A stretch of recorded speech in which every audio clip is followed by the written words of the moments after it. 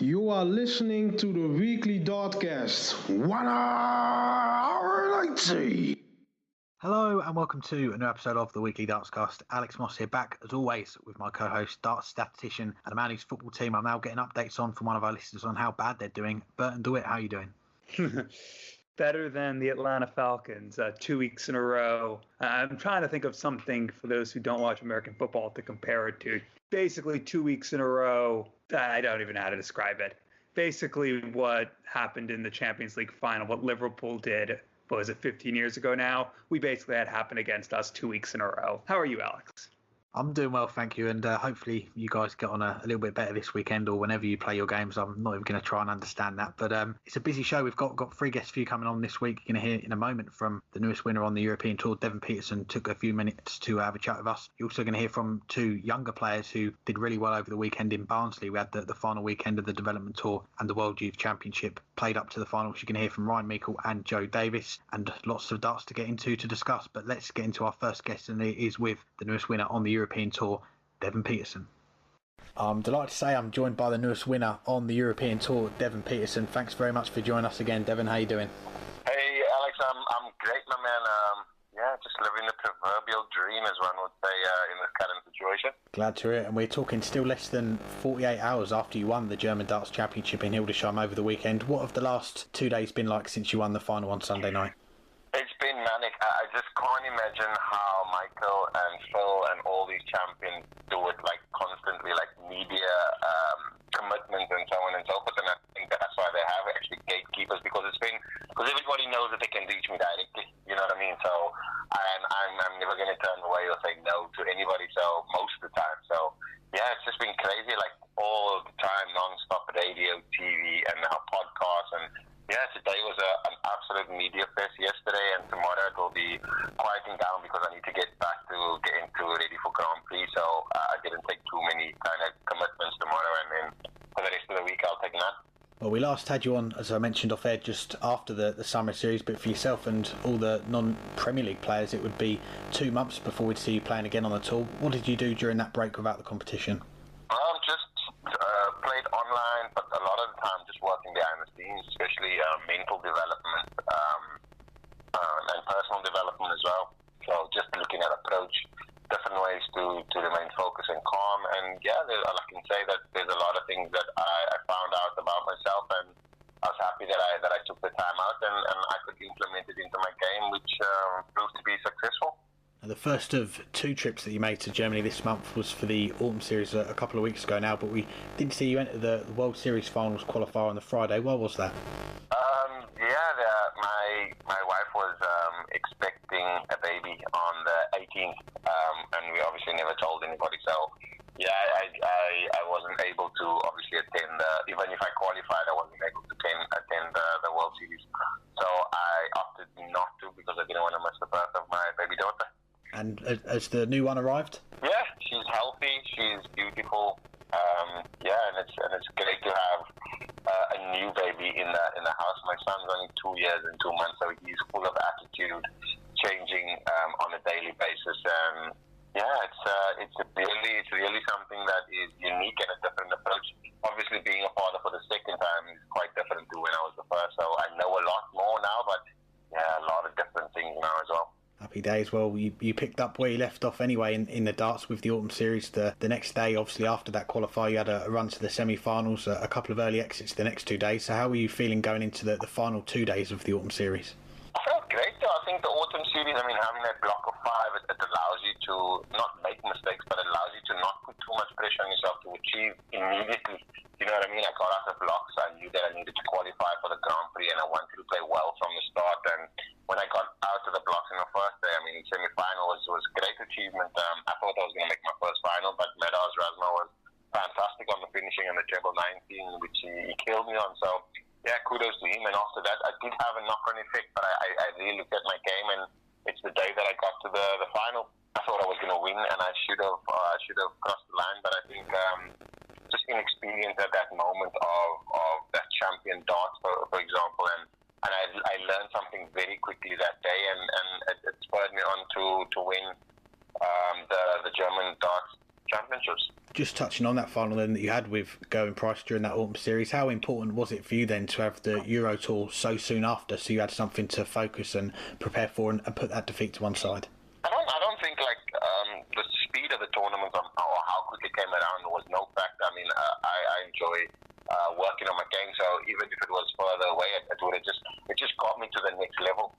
It got me to the next step or opportunity to actually achieve the next level, basically. And yeah, I was really really pleased at how I adapted after the Gerwyn Price, because I felt as though I played enough, I just didn't win, and I also felt like it wasn't going to be the last time I got to a final. So I never took it too hard. I was disappointed that I lost, but it didn't kill me, and I felt as though I can always learn from those opportunities, and I learned a lot.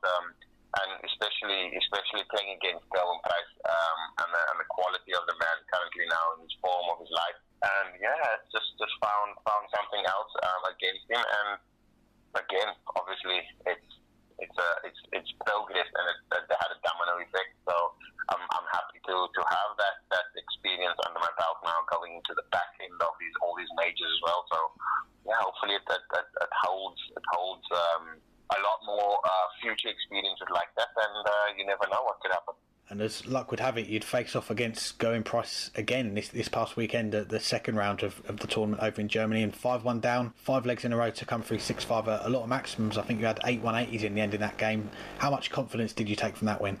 Loads. I mean, throwing eight maximums, but most of them coming at the back end. I think 50% of them coming at the back end of the game itself, and knowing at that point in time 5-1 down, you need to actually push hard, and I realized very quickly that it's either fight or flight, and I'm a fighter kind of guy.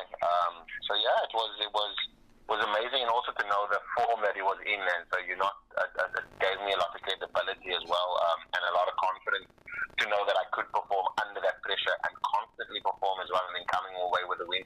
Because a lot of times you can perform well, and a player could steal it on the last leg, and you make a mistake. But because I think there was so much learning opportunities in the summer series, autumn series, and then just taking it on to that stage there and playing in the peak form of his life and being able to get over the line before he does is fantastic. And then you get past another top 5 player in Rob Cross to make the final session, and that final session you beat Christoph Ratajski, Danny Noppert, and then Johnny Clayton to win the title. Can you describe what that feeling was like when the double 18 goes in first start and you've won the title? I think the double 18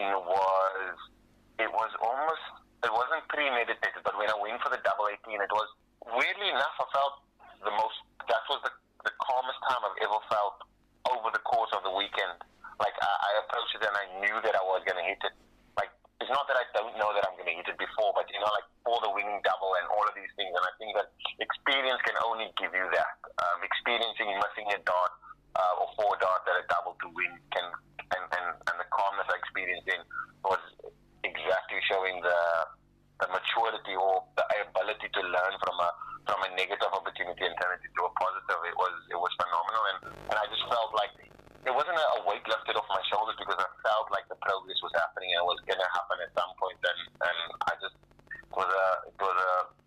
I can't put the feeling in words, but it's probably mind blowing, if you must call it that, because it's something that I've worked for so long, and I kept the tears back because emotionally you do get emotional, because it's the first one, and always the first one is the one that once the first one is there, then very soon after another one comes. So yeah, hopefully that is truth. There's truth in that sentiment, and hopefully we can move forward and get another one quicker.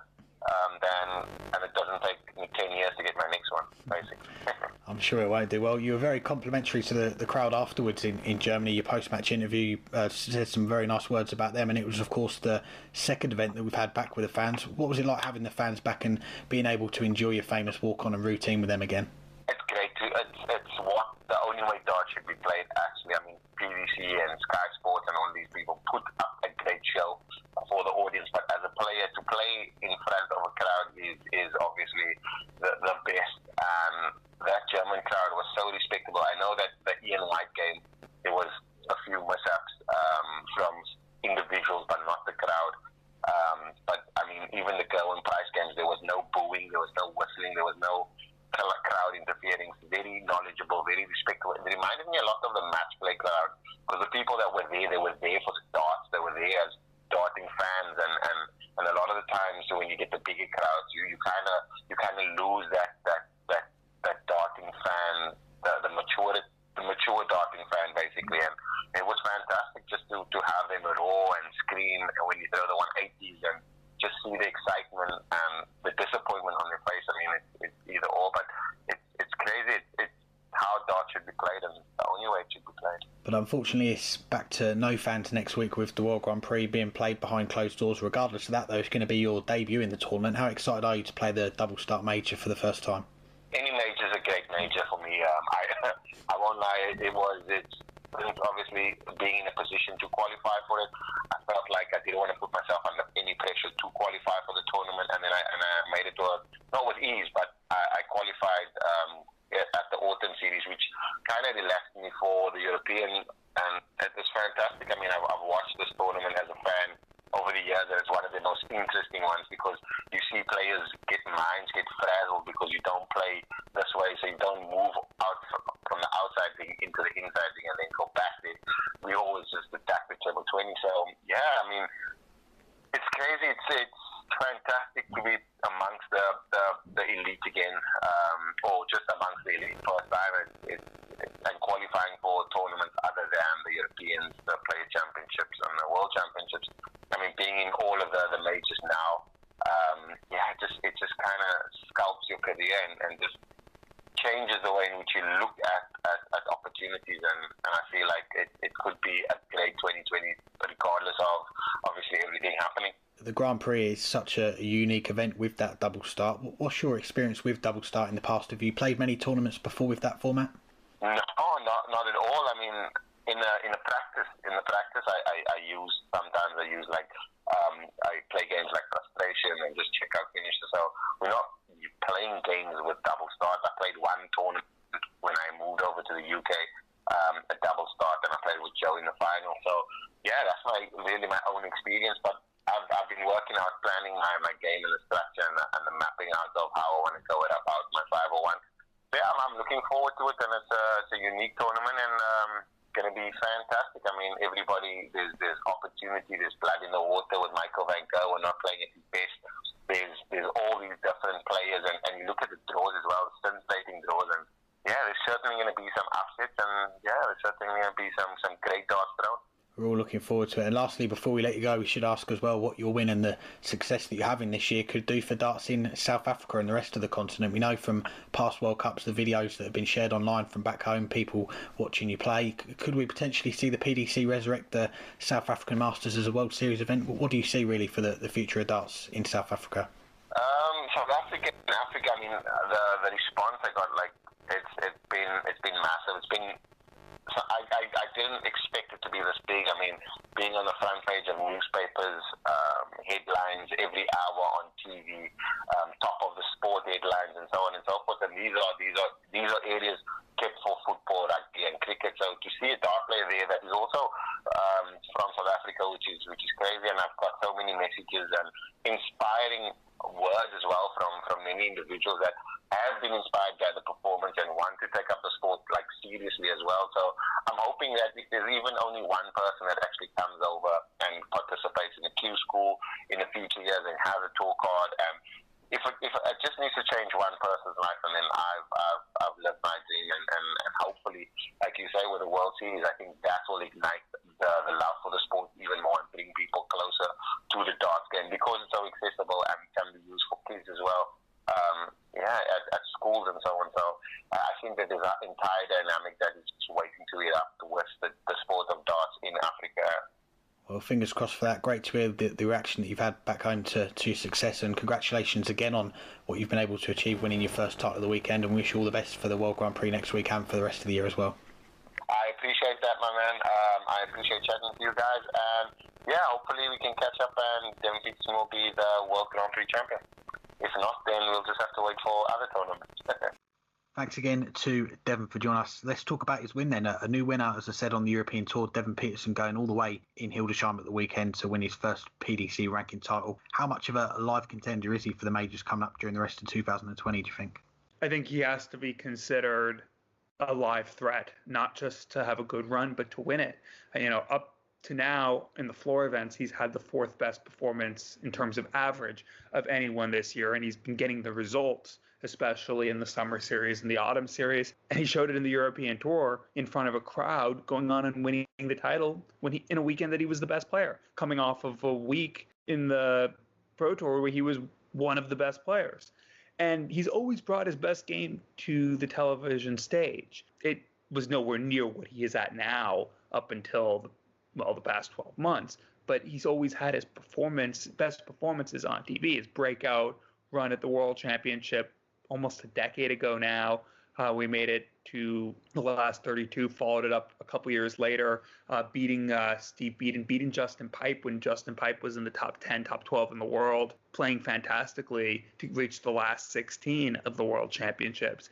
And also had a good run in the UK Open a few years later, making it, I believe, to the quarterfinals. He's always done his best in the TV events, even when he had his old throw, which could not maintain the consistency. His current throw is nearly flawless, and it's improved his consistency as a result. And as both of us have said multiple times over the past year, his A game has just gone through the roof. His B game now is better than his old A game was, and he's not that often dropping down even to his B game. He's playing phenomenally right now. He has been one of the 10 best players this year.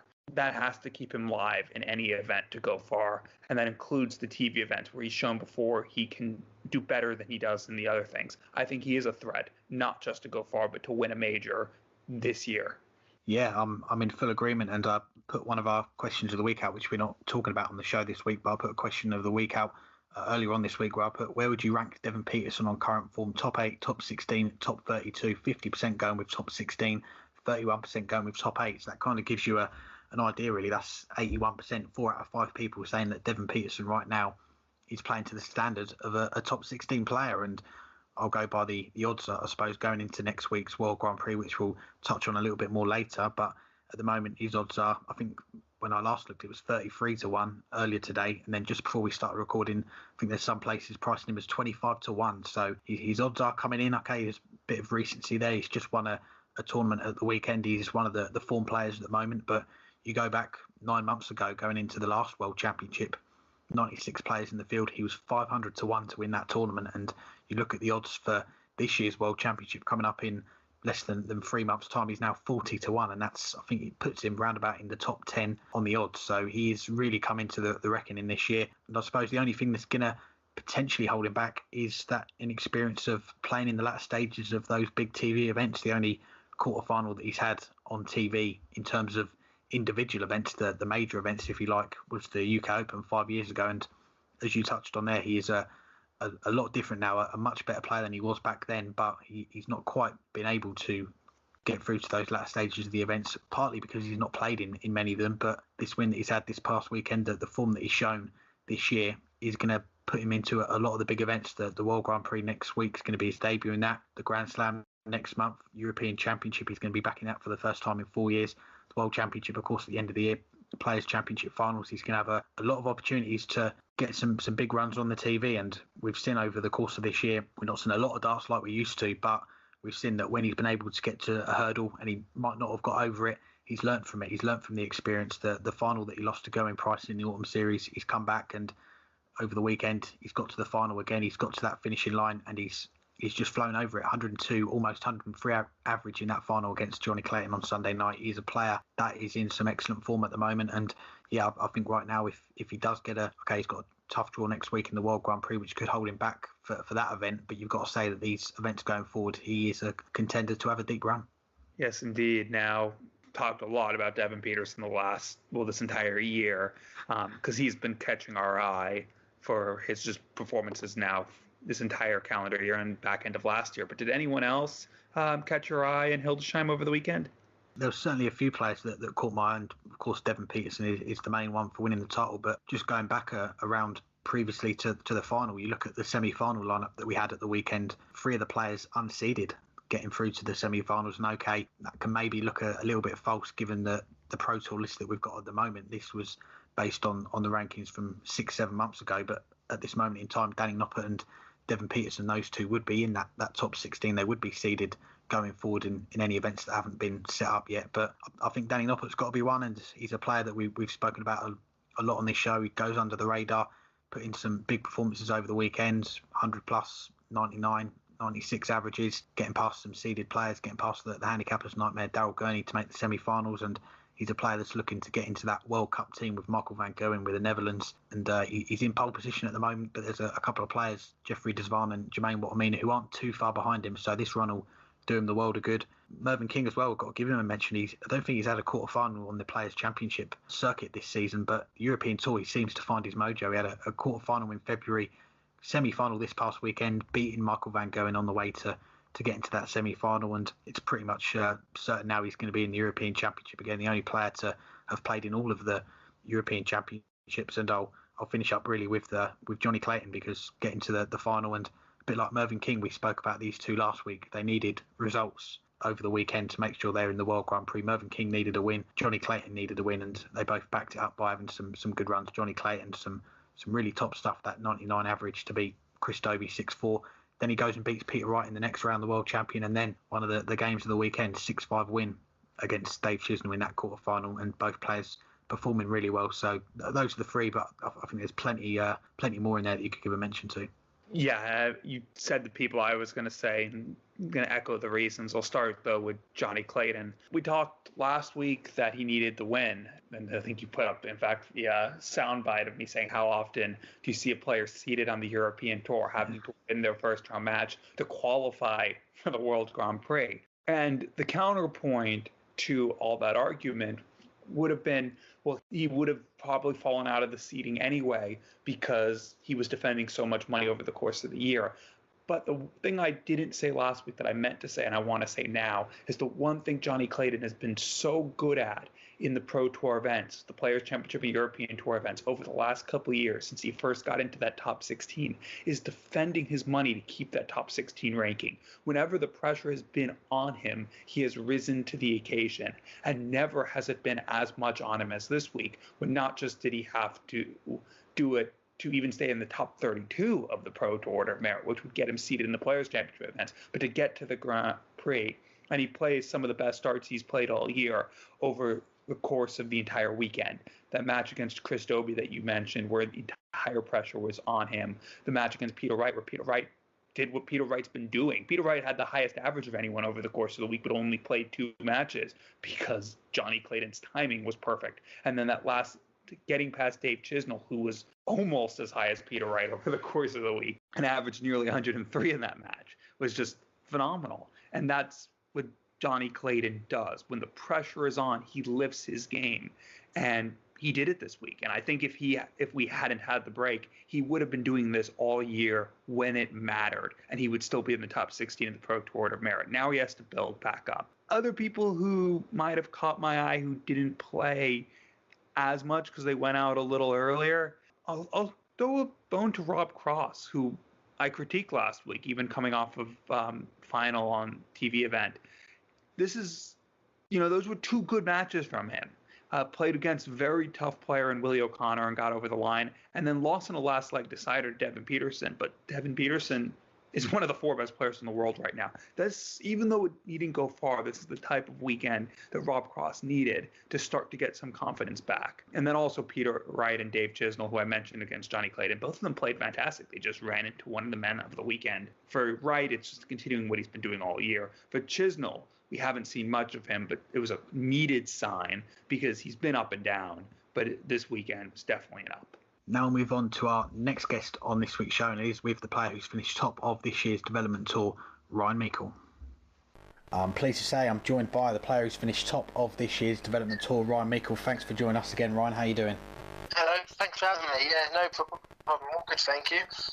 Good to hear. And we'll come back to the weekend just gone in a moment, but I just want to go back to the end of last year because you finished off the year with some good results. Your first major last 16 at Minehead in the Players' Championship finals. How pleased were you with that weekend? Yeah, no, that was a really good weekend for me. I was one of the lowest seeded players in there, so I had quite a tough drawing, as in Johnny Clayton. So kind of went there with gone with the attitude of nothing to lose, and it ended up going quite well for me. It was only a few weeks later you made your debut in the biggest event of them all, the World Championship, and on that first Saturday afternoon of the tournament as well. What was that experience like playing at Ali Pali for the first time? Yeah, no, I think for any dart player, it's a dream come true. But obviously the tournaments didn't go too well. I started off well, but no, the atmosphere was just a million times better than what I expected. And I knew it was going to be good, so no, I'm glad I'm back now again this year. Really? Definitely, yeah. And heading into this year then, 2020, you had a new tour card via the Development Tour. I know it's difficult given we've lost a large chunk of the season, but what were your goals heading into this year? Yeah, no, like I say, I think I've had 4 years on the tour now, so considering I still feel like I'm quite young, I've got quite a lot of experience, so this time I was really hoping to push on and secure my top 64 place by the end of the 2 years, but obviously the way this year's gone, that's going to be it's the same for everyone really. It's going to be so difficult, but we are lucky that PDC have put on all the summer series, and I'm hoping there'll be a winter series, and they're just to play a bit of catch up really, but that is still the aim, to try to get in the top 64 after 2 years. Just touching on that summer series then, it was a couple of months ago, but it was the first events we had after that long break, and you had a few early exits in the first few days, but some eye-catching performances over the last 3 days. I think it was a 106 average against Scott Mitchell, 111 against Joe Cullen, and then you took Meikle van Barneveld to a decider on the final day, so some really good performances there. Yeah, no, so I must admit, I think those first few days I was a bit rusty. I probably didn't play as much as I should have over lockdown. I was mainly enjoying the time off, so yeah, I thought it was going to be a long week after them first 2 months, but luckily the 3 days after that, I was probably, like I say, one of the best 3 days I've ever had, performance-wise, so yeah, luckily I come away from there feeling quite good. For yourself and all the players that weren't involved in the Premier League, there was a little bit of a break, but you were back involved again in the autumn series a couple of weeks ago now, and some bad luck I suppose with the draws, getting Peter Wright, the world champion, in the last 64 and then getting him in the first round the following day. I mean, you and Peter both live in East Anglia. What's it like playing against the world champion who isn't far away from you? Yeah, no, I made sure I didn't do the same mistake as before, so I really put the effort in leading up to Germany, and yeah, like I say, some of the draws weren't kind to me, but yeah, again, I thought I performed really well, averaged really well, but yeah, no, Peter is an inspiration to all of us really, especially from this part of the world. So I think I beat him last year as well, so he was desperate to get one back over me, but obviously then he beat me again and beat me again. But no, he's a really nice bloke, and I can learn a lot from him. Let's circle back then to this weekend just gone. Your weekend's work in Barnsley, going into the final 6 events. You were top of the Development Tour Order of Merit. How are you feeling going into that, given it was such a long break between the Development Tour weekends? Yeah, no, I was confident. I think having the Pro Tours before and a week before probably gave me a bit of an edge. Obviously, some of the players there probably hadn't played for months and months, so I was always confident. And my main aim, I really just want to get to Ali Pali again, or wherever it might be this year. So, World Championships was the first thing, and then yeah, I'm glad. Like I said, there was a bit of pressure towards the end, but no, I'm just really glad to finish top. And you mentioned that you were involved in the summer series, the autumn series. You had that bit of experience of getting back involved in playing darts after this long break. So was there any point where you were thinking maybe the Development Tour that might miss out this year, given all the restrictions we've got at the moment?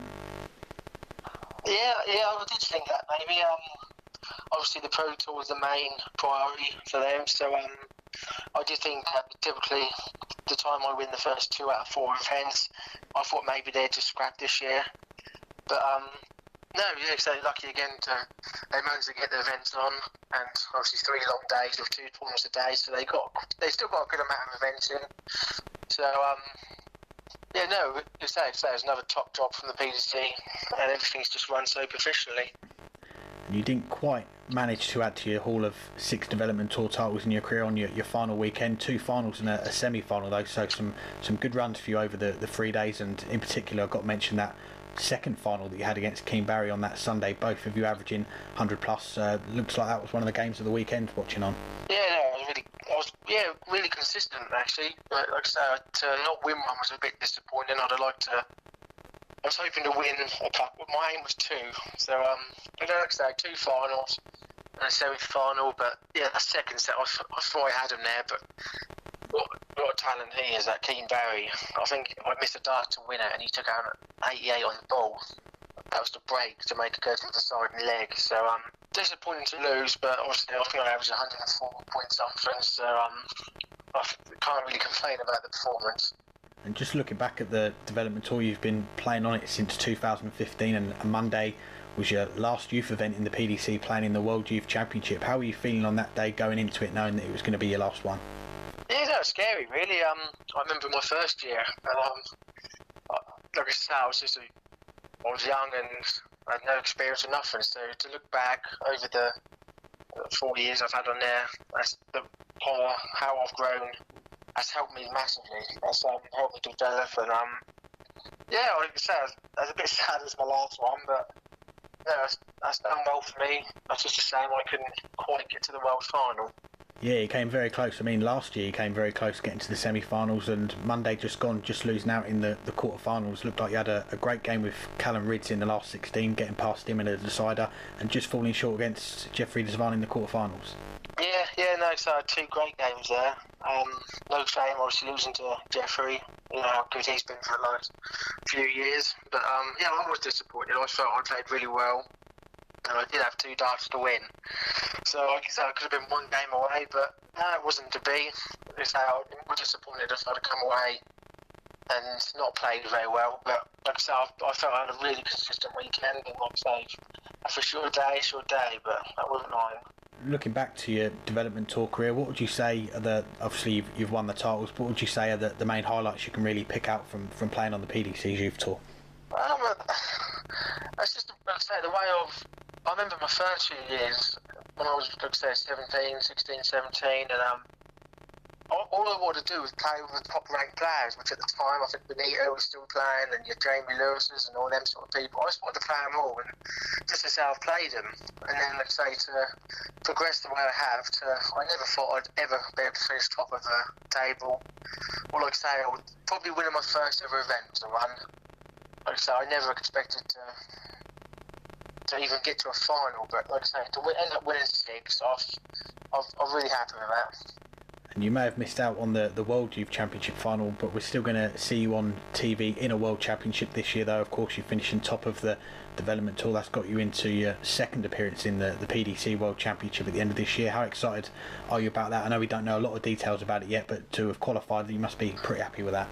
Yeah, no, exactly. Like I said, that was my main aim for the weekend, to try secure my qualification. After last year, I was devastated, really, for it took me a while to get over it, performing how I did. So, let's say, ever from January, that was my aim again, get back there. Let's say that was a massive learning curve for me, and the experience gained from it. So I really want to get back, just to give it another go, kind of learn from your mistakes, and yeah, I'm just praying now that it is at Alexandra Palace with a crowd, but who knows. Fingers crossed for that. And just lastly, away from the darts, I should also give a nod to your Strava game as well. My co-host Burton, he's been posting some good numbers, doing some runs on there, but yourself, you've been clocking up the miles on the bike. How long have you been keeping that up for, and what would you say are the main challenges from the players on the tour to you as being maybe the Strava King in the PDC? Yeah, you know, that's just a thing what started over, like I say, started lockdown, and we were closed for 4 months at work, so I thought I needed to do something to keep fit. So yeah, no, I bought myself a nice road bike, and that's another thing. I just started off with kind of 10-15 miles, and now kind of a couple of times a week you're doing 50-60 miles at a time. And like I say, darts nowadays, you look at your going prices and that, they're all fit, healthy. You need stamina for the long days. So yeah, no, I love it really. That's really kept me busy, and I lost quite a bit of weight, and yeah, I was trying to keep fit really, because like I say, it's not darts that's kind of a new thing, I think, with all the fitness, and yeah, if you ain't got the stamina, you're not going to win these like Euro tours on the last day. They're long old days, so yeah, no, it's just another little hobby I've gained, and yeah, there's a few of them on Strava now on the tour, so it's interesting to compare, and we have a laugh about it. So yeah, hopefully I'll keep it up, keep doing the job. Good to hear. Well, keep up the great work on there, and keep up the great work on the dartboard as well. Congratulations again on finishing top of the development tour, and we're looking forward to seeing you represent Suffolk again in the World Championship at the end of the year. Lovely. Thank you very much. Thanks for having me. Thanks again to Ryan for joining us. Now let's get into some big news that we saw last week after we finished recording the show last week. The big announcement last week, Raymond van Barneveld, 5-time world champion, is coming out of retirement to try and win back a tour card at Q School next year. What was your reaction when you saw the news? It's not that surprising because there's been hints of it over the last couple months. And obviously when the Dutch television station tweeted about it, or tweeted there was something coming, everyone's thought was Barney's coming out of retirement. So there wasn't that much surprise. But if you go back a year ago to how he was, one, handling the pressure of his final year, but two, acting about his final year, it's definitely a very quick turnaround.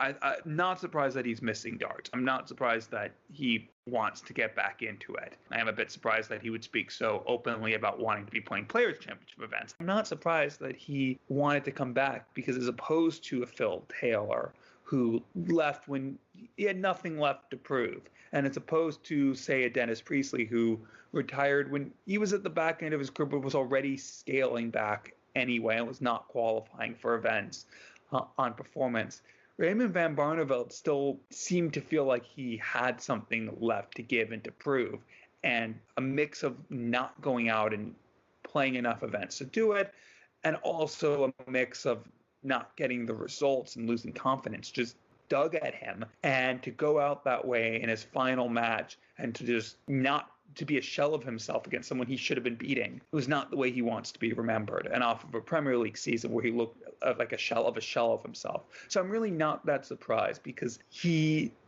at the very least feels like he still has something to prove, or at least that's what I think he feels. And that's not he doesn't want to be remembered for that final season. That said, it's going to be tough. There's no guarantee that he's going to win a tour card. The odds probably are against him winning a tour card when you factor in how difficult the European Q School is, and you look at his performances over his last year compared to the people be going there. There will probably be 7 or 8 people at the very least who you would have to say are more likely to win a tour card than he is. So this could be something that ends very abruptly. But also he could go get his tour card and then fight at it for a few years and get back and at least have that swan song that he feels like he should have had. I'm not surprised by the news, but I don't know how much it's really going to make it. It's going to really affect anything. Q School is going to be huge, and I just don't know if he gets through it. I really don't think he will. Yeah, that is the question that I suppose is splitting darts fans at the moment. The reaction that I've seen since the news came out last week has been, how is he going to get on at Q School? Is he going to be able to get through that field of, 300, 400 players, the European Q School, and get that tour card? And okay, I know some people say maybe there's high quality players in the UK Q School compared to the European Q School, but you look at how the spots are divided. European Q School, you have to go through the whole day, you have to win the whole day to get it outright, or hope that you get one through the Q School Order of Merit. And I think this year there was only 7 players that managed to get it through that Order of Merit. So it's a tough road to go down. But I think when you look at this decision, what's probably caused it, you've got to say, is probably the virus, isn't it? Because okay, he quit the professional circuit. He wasn't enjoying what that entailed and losing games and not being able to be competitive. But in terms of darts this year, going into the start of this year, he wasn't leaving darts completely. He probably had a very busy year in terms of exhibitions, appearances, all things like that. But in the current circumstances, exhibition-wise, that's a no-go at the moment. We're only now seeing over the last couple of months events being put back on by the biggest organisation that there is, the PDC. Aside from that, there's nothing really in terms of tournaments or exhibitions. So it's a very difficult one for players that are still trying to make a living out of the game and still trying to be involved in darts. And when you're looking at players that have missed out the most on exhibitions this year, 3 players that come to mind straight away are Raymond van Barneveld, Wayne Warren, the BDO World Champion, and Fallon Sherrick. Those are the 3 that have missed out quite a lot.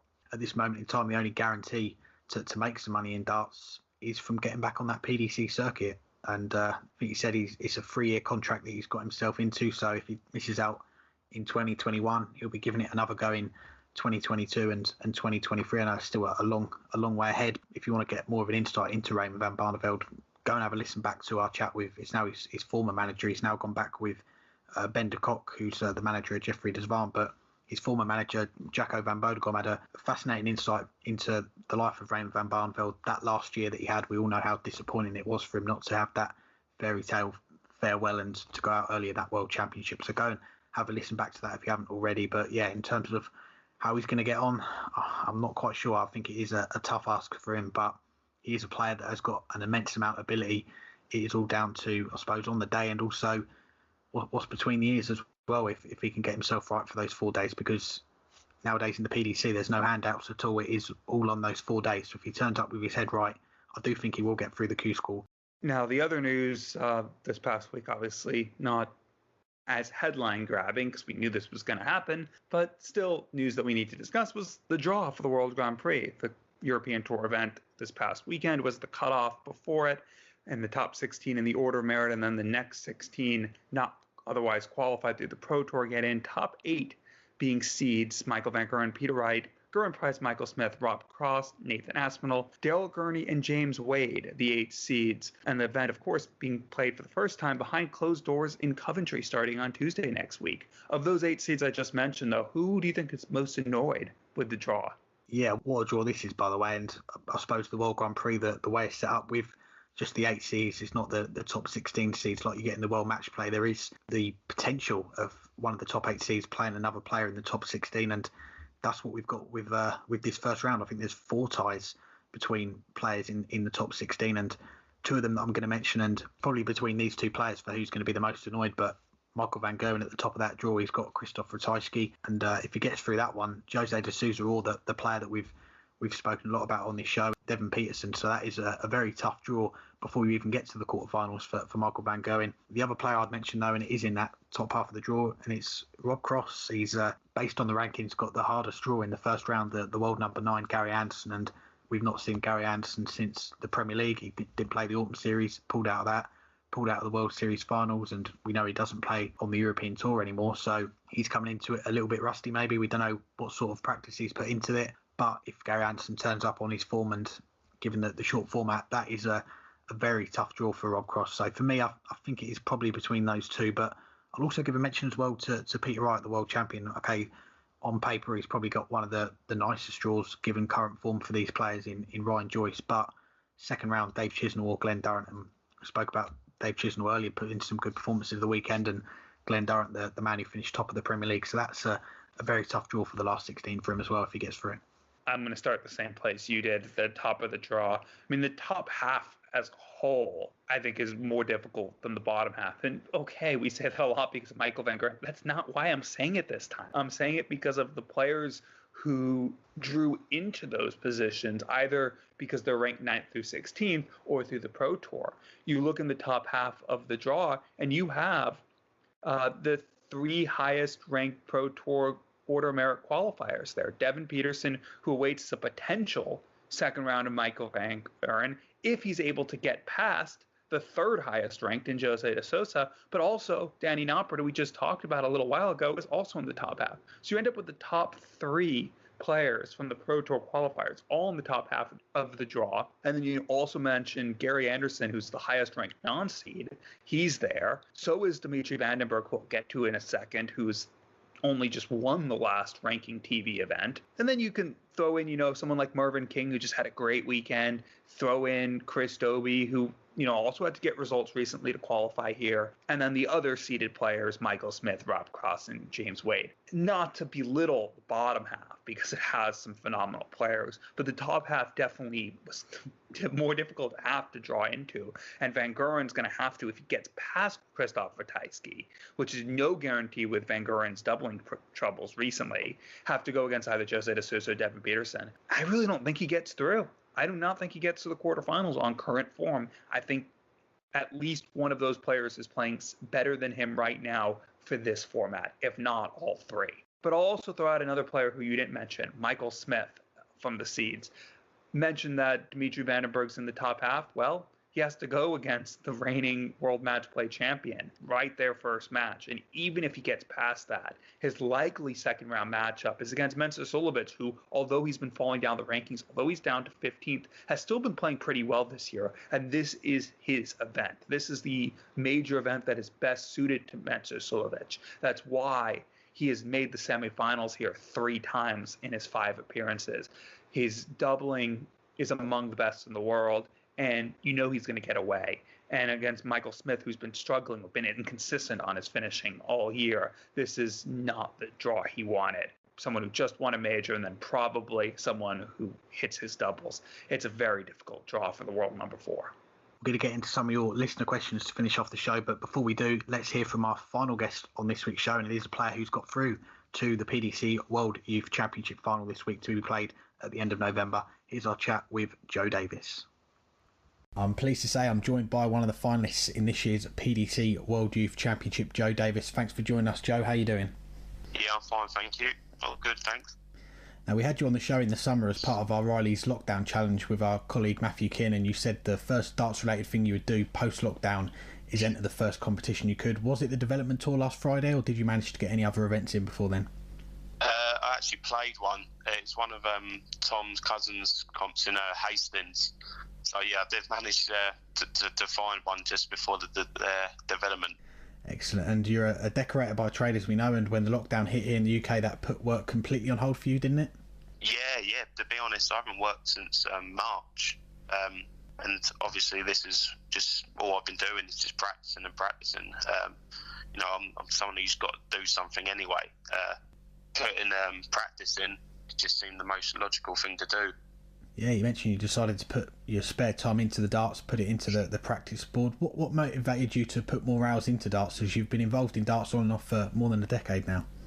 Well, I had an interest from Tom, and you know, he wanted to manage me, and I had other interests. People wanted to sponsor beginning of this year, and you know, I'm one of these, like, if I'm going to agree to people like managing me and sponsoring me, I'm not going to just sit back and not give it my all. Because obviously in the past I've never really practiced and never really dedicated myself.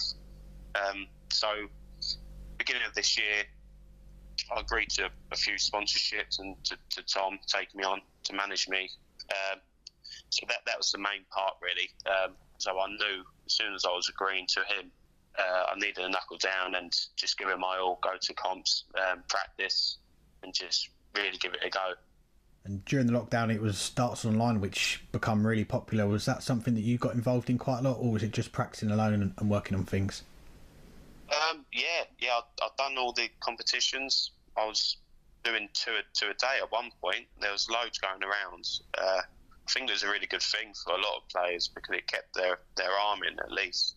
I found it a lot easier as well. I remember first going to a couple of comps and I'd done really bad, and then I didn't really like the thought of me doing bad and losing, so I carried on practicing and started winning a few of the online competitions, and so I decided to go in most of them that I could. I think it was a really good thing for a lot of players. This year obviously has been a difficult one in terms of the darts. The calendar has been cut back a lot. The development tour, of course, we had that first weekend earlier on in the year, February, March time, and when you heard that it was coming back with 6 events in Barnsley this past weekend, how keen were you to sign up and get playing again? Yeah, very keen. You know, I've practiced for the last 4 or 5 months non-stop with this in the back of my mind, to be honest. I knew I'd probably be playing again this year. I knew a kind of similar thing was going to happen. It was going to be a 6 events in one weekend, and then obviously the World Championships on the Monday.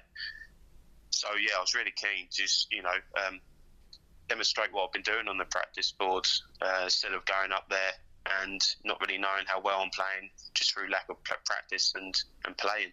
So what was it like then turning up to Barnsley for the weekend, playing in those 6 events, the long break that we had, and playing under that PDC environment again? Yeah, it was the same old. It was weird with everything going on. You know, you've got to remember your face masks and you know, your distance. That was the weird side of it. The comps and the venue I can't fault at all. I think they've done really well. You know, with everything they've dealt with, I can't fault any sort of competition. We all kind of knew what we were signing up for anyway before we was going to play the development this time round. We knew it was always going to be weird or a weird feeling. The best thing you've got to do is just, you know, first comp Friday, hopefully just play well and maybe have a good run, and I think that settles you in for the rest of the weekend. And you did have a couple of good runs, a final on the Saturday, a quarter final on the Sunday. How were you feeling then going into that World Youth Championship on the Monday? I was feeling okay. I wasn't playing my best, definitely not. I thought Friday I played my best darts, and I didn't really do that well. I think I got to the last 32 and the last 64, and I thought that was my best day. Saturday to reach the final, bit of a shame I didn't win the final, but played Ted, great plays. He's always going to be tricky to beat. It was nice to have a weekend where I just didn't make a final and then lose first round the rest of it. It was nice to actually play consistent, which by my averages is what I've shown. I was hitting a lot of 90 pluses, and even I had a couple of bad games, but regardless from that, it was 90 pluses, a few 85s in there as well.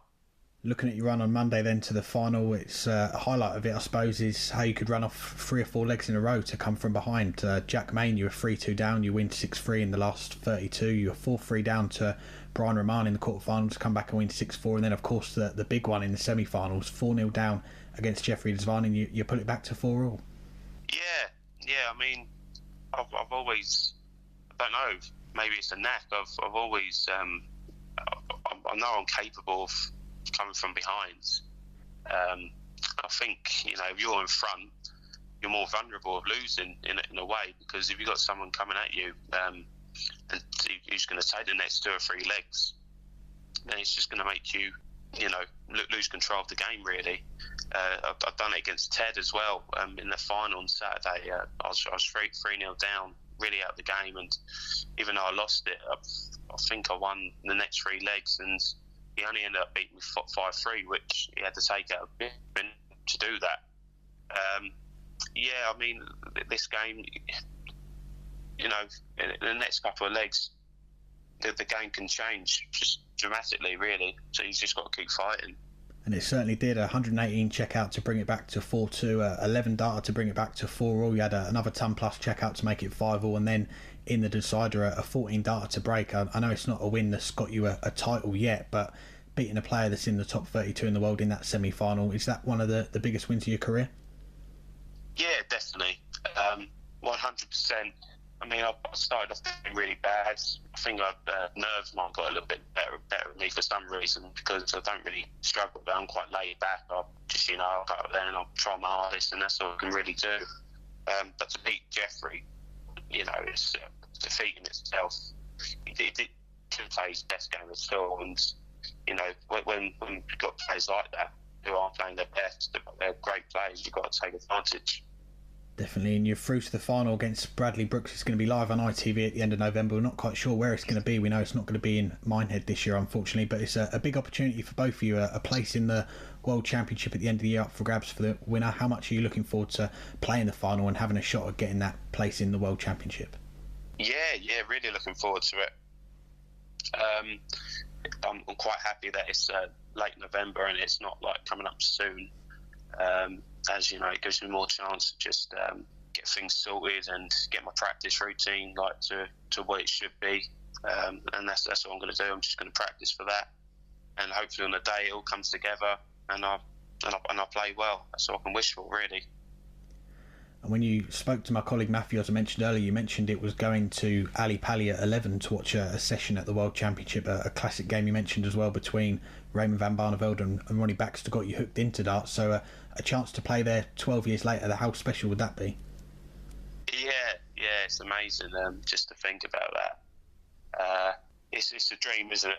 For any kind of dart player who's just picks up a dart and shows that commitment or enthusiasm to playing the World Championships or any event on TV, it's a dream. It's a feat. It's something you can always look back on. There's going to be some disappointments, obviously, and what have you. But I think when it's all said and done, you've got to look back and see the achievements that you actually do. And it won't be the first time that we've seen you on TV. I was at the Circus Tavern end of last year at the World Masters when you played live on Eurosport. Some great sportsmanship between yourself and Paul Hogan at the end. You were 2-0 up and unfortunately lost that one 3-2. But how much do you think that experience is going to help you next month when you do play in the final and on TV again? Yeah, I think it will do. It's a lot different, obviously, this time round, being in a World Youth final to being in a World Masters. It was there. It was a bit different, the venue. But I think for experience-wise, I think that could really help. You know, I'm more looking forward to the game with Brad rather than before when I was playing Paul. I was kind of a bit nervous rather than looking forward to it, I suppose, because obviously it's your first time on TV and, you know, you kind of think about that. But this time round, I'm not really thinking about it. I'm just, you know, I want to be Youth World Champion, and that's the goal I've got. So I'm looking forward to it. And lastly, just in terms of senior darts, you won the Malta Open in November, semi-final in the Isle of Man just before the lockdown. You've made some big strides in the last 12 months. Of course, you're going to be making your Grand Slam debut in November next year. But looking at a little bit further ahead, is Q School on the cards for you next year? What are the plans really going forward for next year? Well, at this moment in time, Q School will be a definite. If I don't qualify for Q School, then Challenge Tour. That'll be a definite. The beauty of me now, I've got people probably backing me, who kind of, in a weird way, won't let me slip up. They won't let me, you know, I haven't got time to be, you know, neglecting practice or going to comps and things like that. You know, I've got to be 100% these things. But regarding Q School, I think that's definitely on the cards. I think I want to do it. I think everybody around me wants me to do it. So yeah, January, I think Q School is a definite. Excellent. Well, we wish you all the best for that when it comes around. But of course, congratulations again on making it through to the World Youth final, and wish you all the best for the final next month when it comes around as well. Lovely. Thank you very much. Thanks again to Joe for joining us. And as I say, we'll finish up with some listener questions. We've got two from two different people. The first comes from our good friend Lendl at FDI_index, who says, who will make a surprise run in Coventry? Yeah, I mean, I hinted at it in the last question where I said I do not think Meikle van Gerwen gets through to the quarterfinal. But I don't know if other than the fact that Meikle van Gerwen's in that quarter, I think you wouldn't say that any of these players would have a surprise run. How about Jose de Sousa? I'm going to say that he's going to upset Devon Petersen, and then he'll upset Christoph Ratajski or Meikle van Gerwen and get through to quarterfinal. The only thing we haven't seen from him yet is that big TV breakthrough. I think this is a good opportunity for him, despite the fact that he's in the toughest quartet of anyone. From the bottom half, I'm going to go Stephen Bunting. He's missed the World Match Play for the first time in his PDC career, but gets back in fairly comfortably after a good autumn series, gets into the World Grand Prix, has a tricky first-round match against Jamie Hughes, but I think he's playing better right now. And then Nathan Aspinall, Gabriel Klutman's a player that he will think he can beat if he gets out of that first-round match. I think the Stephen Bunting has a lot to prove this week, but I think he'll do it. I'm going to tip him to have a big run.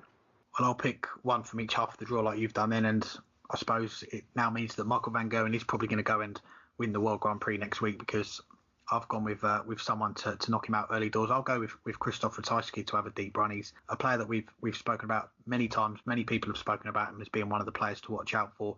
Hasn't quite had that big run to a TV final in the PDC yet. He's been knocking on the door a lot, winning a lot of titles on the floor, winning on the European Tour last year, and best of 3 format double start. This could be the way to do it for him to get the main man out early doors and perhaps go on that deep run. And he's had a good run this past weekend, but I'll give a mention to Johnny Clayton. He's a man coming into this World Grand Prix in some good form, better form than what we saw during the lockdown, when he didn't quite have the best summer series or World Match Play, but he's getting back into some form now.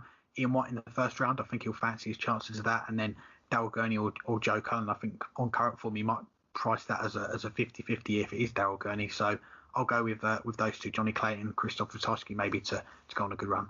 Now, another question that comes from at FDI Index. You just heard from Joe Davis, who's through to the World Youth final where people take on Bradley, Brooks, been the tour card holder the last few years, and by getting through the final, both of them will be in the Grand Slam of Darts, at least if the criteria stands, but not this year, next year. They have to wait a full year. Do you like that, or do you think they should be in this year?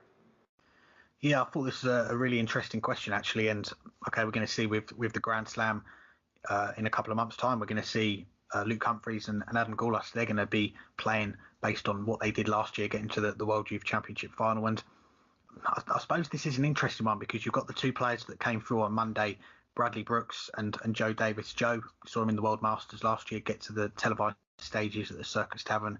Both these young lads, they've played in UK Opens in the past, but in terms of big stage experience, when all the lights, all the cameras are going to be on you, they've not had too much. So maybe putting them into that Grand Slam first before you go to the Players' Championship finals weekend to play that final, giving them at least 3 games on a stage to maybe get used to playing on a big stage like that. Maybe that could be the way forward, but I suppose the way they've got it at the moment is difficult because if you get through to that final, then you're in the Grand Slam next year. So if they were to change it, you'd probably have to say 4 youth players would be in that one Grand Slam. So I'm not quite sure how they would change it to that format. But if it was up to me, I think that would be a great move to give, especially if it's young players like that get through to that final that don't have much experience, to maybe give them that opportunity to play on a stage before playing in that world final. I like, to some extent, the way it is right now because they have reached the World Youth Final, but the World Youth Final isn't going to actually take place until after the Grand Slam. So it's really not like they've made a final before the Grand Slam in that regard. And you look, the Players' Championship finals, which take place just an hour after the World Youth Final, or actually 15 minutes after the World Youth Final, they still have to wait a full year. The Grand Slam finals have to wait a full year to come back and either defend their crown or defend their runner-up performances. World Championship finalists are waiting 10 months. So it's not that much longer than any of the others. And since technically the final doesn't take place until after, I think it just makes the most sense the way it is right now. It is a bit weird, and we had that weird position last year where Martin Schindler had qualified for the Grand Slam of Darts for this year before he ended up qualifying for the previous year's, that year's one. And those weird things do happen, but I think it makes sense the way it is. And yeah, okay, they're going to have to wait 14 months, and who knows what's going to happen in those next 14 months. But I think it's the way that makes the most sense.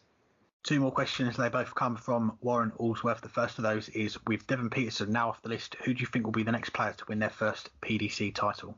It's a tough one. I mean, it always is, but I think it's been obvious that even if he wasn't going to be the next first-time winner, and you can never be sure who's going to be the next first-time winner, Devon Petersen was going to be a first-time winner at some point very soon, the way he's been playing. It was really one of those times where you could say with almost complete confidence, it's just a matter of time. It's going to happen, and it finally did. And he'll probably win a few more in the very near future because of how well he is playing. Beyond that, if you look at the year-to-date averages, everyone else in the top 10 has won a PDC title. The next highest is Luke Humphries at 12 in the Players' Championship events. And you think he's going to win one eventually. They also throw in Steve Lennon and Jason Lowe in the top 20. Jason Lowe, player we don't talk about that much, but has really had a great first year. We knew he was a talented player coming into this season. On the occasions we've seen him in the Challenge Tour and other events in the past, he's proven himself a quality player. I think he might be a good bet for that because he's just going from strength to strength. He's only going to improve from here. And yet it seems like he has confidence in himself and his game when he's out there on the hockey. So I'll go Jason Lowe, a player that we should be talking about and should have talked about a lot more than we have. I'm going to tip him to be the next first-time winner. Yeah, it's been a good year for first-time winners, hasn't it? I think we're now up to 5 on the main circuit. It feels like a long time ago when we were chatting to Ryan Searle on this show. Still, I think he was a little bit surprised at what he'd been able to achieve that weekend, winning his first title. That was way back in February. But since then, of course, we've seen Damon Heta more recently, Ryan Joyce during the summer series, Dimitri Vandenberg, of course, go on and win the World Match Play. And this past weekend, Devon Petersen becoming the 5th player, I believe, if my maths is right, to be a first-time winner on the PDC main circuit this year. Could we see another one? It's been a strange year, hasn't it? Michael Van Goen's not made the Premier League playoffs. We've seen a player that's never won a PDC main title break that duck by winning a major title. I mean, Chris Dobie is the one that jumps off the page, and he's probably not playing in the form that he was playing in maybe 12 months ago. But when you look, he's only less than £10,000 from getting in that top 16, and he's yet to win a title. Maybe you get the feeling that it could happen when he wins a title. That title pushes him into the top 16, a little bit like Dimitri van der Berg. So I'll go with the boring answer, if you like. I'll go with the highest ranked player. I'll go with Chris Dobie to get that first title under his belt next. And then last question, also coming from Warren Allsworth. And I think it's an interesting question. Who do you think has been the most disappointing player this year? Obviously, a lot of circumstances in play, both on and off the hockey, particularly off, but a few contenders. Yeah, this is a hard one, and one of the first ones that I'll mention, and it is, you've got to mention the circumstances, of course, with the injury, but Jeffrey Desvan, I think he's only just inside that top 100 on the Players' Championship averages for this year. For a player that's got an immense amount of ability, as I say, we know he's had injury problems this year, but that's disappointing. And almost made the World Youth Championship final on Monday. Lost out 6-5. He was 4-0 up in that game against Joe Davis in the semi-finals and managed to lose it 6-5. You think if he'd have been in the form he was a couple of years ago, he'd have won that game, maybe 6-0, 6-1. So kind of shows you where his game is at the moment, and he's missed out on getting to that final. Maybe you can mention Michael Van Gerwen as well. He's missed out on the playoffs, as I mentioned, missed out on the World Match Play, the World Series finals, the Masters. It's not been the best of years for him. I'll give a mention to someone else, though, as well. Max Hopp. His days of being the German number one look like they could be heading to an end over these next few weeks. Gabriel Clemens is just behind him, 33rd.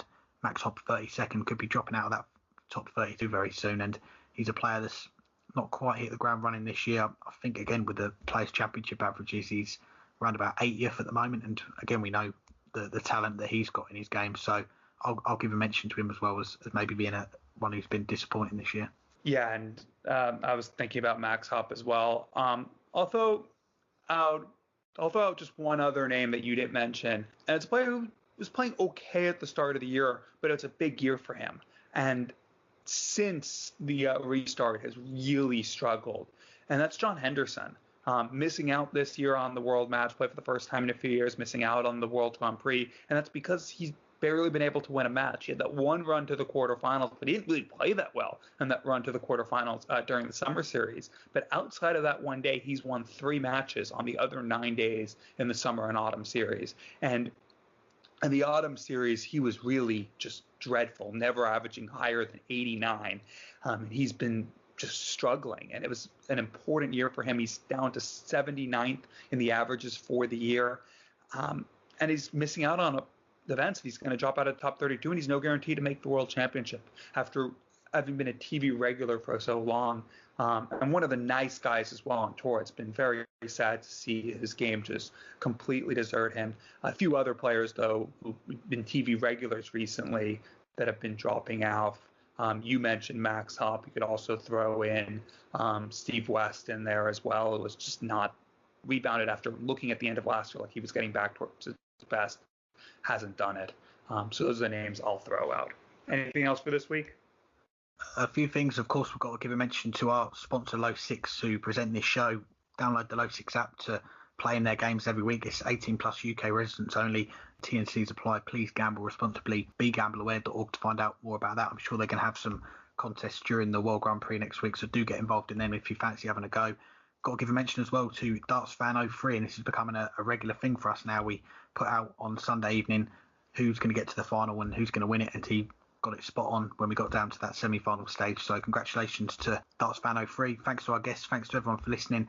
And one final thing as well, shout out to Andrew Dugan. It is the start of the month, so we've got to give a mention to our patrons who are in the Hang Tight Club, and thanks to everyone who supports us on our Patreon. If you're in the Handicappers Nightmare Club, the Appreciation Minute Club, or if you're with Andrew in the Hang Tight Club, really appreciate your support. And if you want to support us on the Patreon, patreon.com/weeklydartscast. Yes, indeed. Thanks to Andrew. Thanks to our sponsors. Thanks to all our Patreons.